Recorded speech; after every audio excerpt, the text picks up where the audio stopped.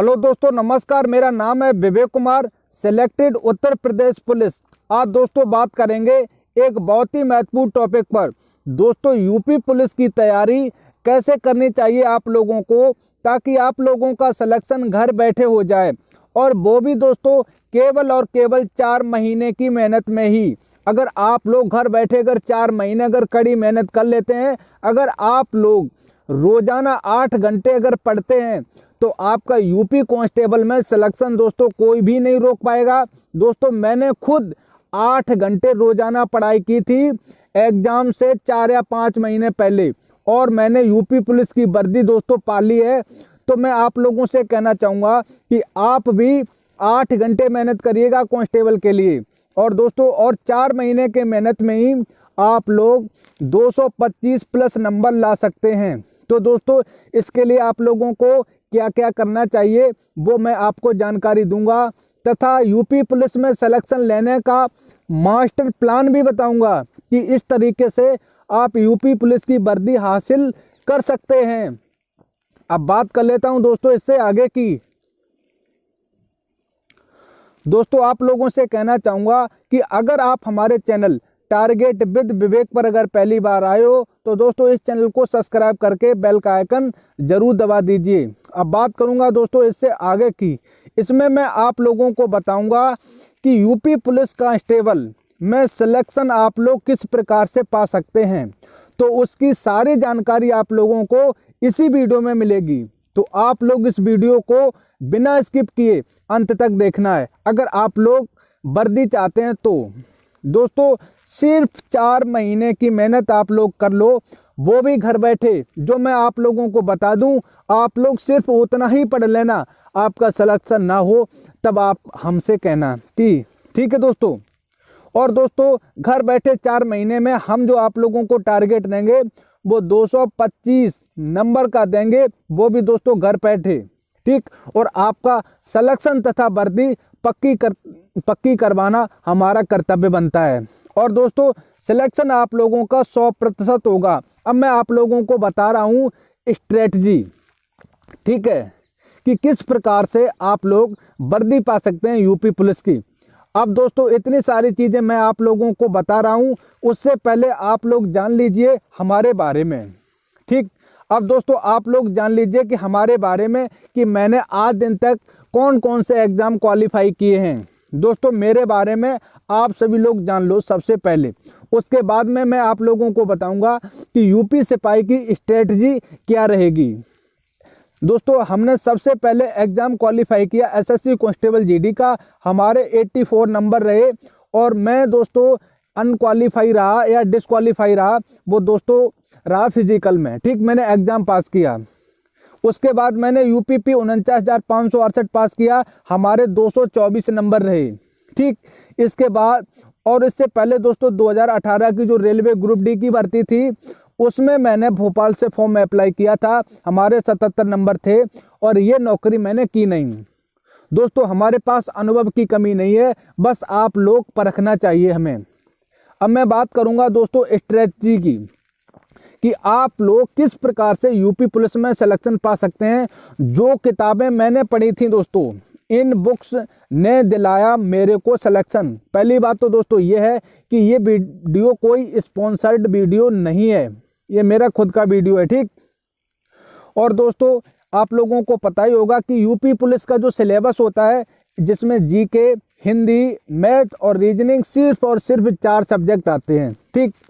GK 38 question आएंगे, हिंदी में 37 question आएंगे, मैथ में 19 क्वेश्चन आएंगे, और रीजनिंग में 56 क्वेश्चन, यानी सबसे ज़्यादा क्वेश्चन आएंगे, ठीक। अब इनके लिए बेस्ट बुक हैं मार्केट में, वो मैं आप लोगों को बता देता हूँ। और दोस्तों, आप लोग बस हमारे हिसाब से आप पढ़ाई कर लो, आपका सिलेक्शन जरूर होगा और कंफर्म होगा।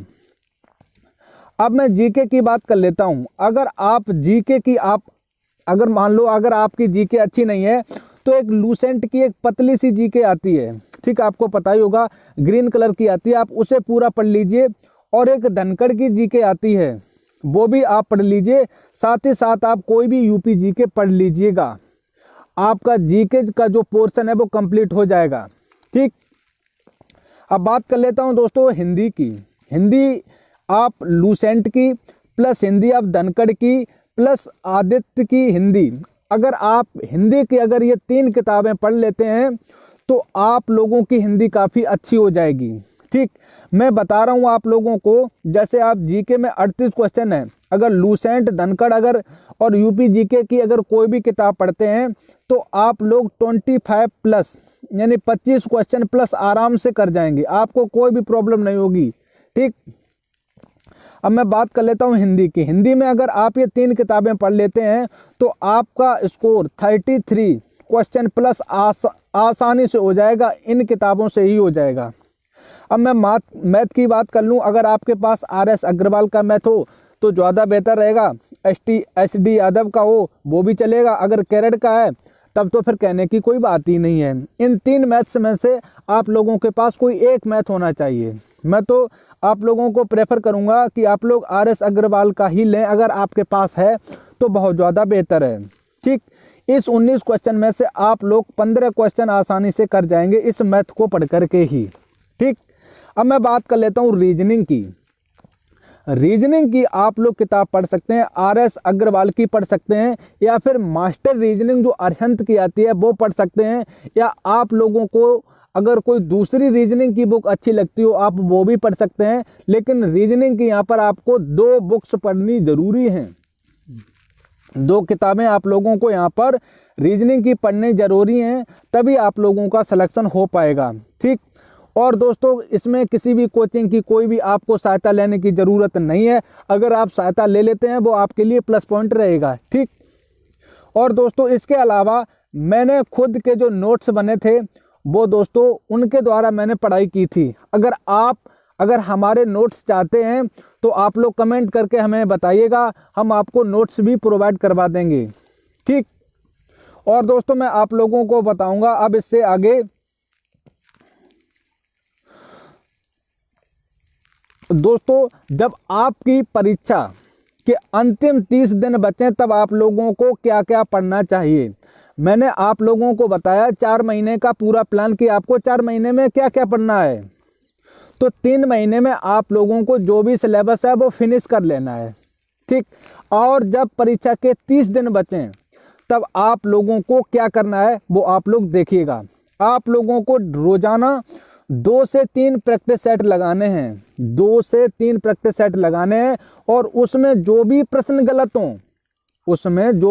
गलत हों उस प्रश्न पर अच्छे से एनालिसिस करिएगा कि ये प्रश्न मेरे से गलत कैसे हो गया, और उस टॉपिक को आप लोग सुधार लीजिए। ठीक, अगर मान लो अगर कोई प्रतिशत का प्रश्न आप लोगों से मैथ में गलत हो गया तो आप उस क्वेश्चन से रिलेटेड प्रतिशत में जितने भी प्रश्न बनते हैं, ठीक, तो आप उन सभी क्वेश्चन को हल करिएगा ताकि दोबारा आपसे उस टॉपिक पर गलती ना हो। और दोस्तों आप केवल और केवल ओनली रिवीजन ही करेंगे, अंतिम 30 दिनों में आपका सिर्फ और सिर्फ रिवीजन होगा, किसी भी प्रकार का कोई भी कोर्स कंप्लीट नहीं होगा। ठीक, और सबसे ज़्यादा मैं आप लोगों को बताना चाहूँगा, अगर आप जीके और हिंदी पर आप लोग इस 30 दिन में सबसे ज़्यादा ध्यान देना, क्योंकि जीके ऐसी है, क्योंकि ये 90% बच्चों की अच्छी नहीं है। जीके में अगर 20 भी अगर क्वेश्चन अगर सही कर दे तो उस बच्चे को इंटेलिजेंट मानते हैं। ठीक, तो मैं आप लोगों से कहूँगा जब अन्य बच्चे अगर 15-16 क्वेश्चन कर रहे हो जीके में, तब आप लोग यहाँ पर 25 क्वेश्चन कर दीजिए। यहाँ से आप अन्य बच्चों की अपेक्षा 8 से 10 क्वेश्चन आगे निकल जाएंगे, बस आपका मेरिट में नाम आ जाएगा। और हिंदी आप रटते रहिएगा या फिर समझते रहिएगा, जो आपको आसानी लगे वो करते रहिएगा। ठीक, तो मैंने आप लोगों को बता दिया ये मेजर प्लान, स्टडी का जो मास्टर प्लान है वो दोस्तों यही है कि अंतिम 30 दिनों में आप लोगों को ये पढ़ना है, और आपके 4 महीने का पूरा प्लान है। तो दोस्तों आपकी वैकेंसी भी बहुत जल्दी आने वाली है। तो मैं तो कहूँगा कि दोस्तों आप लोग सिपाही के लिए कम से कम, मैं सिपाही की बात कर रहा हूँ दोस्तों, अगर आप सिपाही बनना चाहते हैं यूपीपी में तो आपको 8 हावर स्टडी करनी पड़ेगी, वो भी डेली। वो भी दोस्तों आपको डेली स्टडी करनी पड़ेगी 8 घंटे, तभी आप लोगों का कांस्टेबल रैंक पर सिलेक्शन हो पाएगा।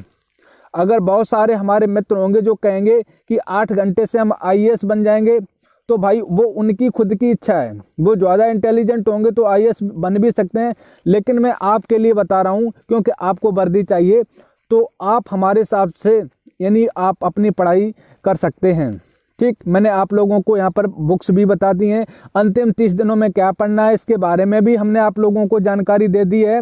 दोस्तों हम आप लोगों से कहना चाहूँगा कि आप हमारे टारगेट विद विवेक चैनल को दोस्तों सब्सक्राइब करके हमारे मेंबर बने रहिएगा।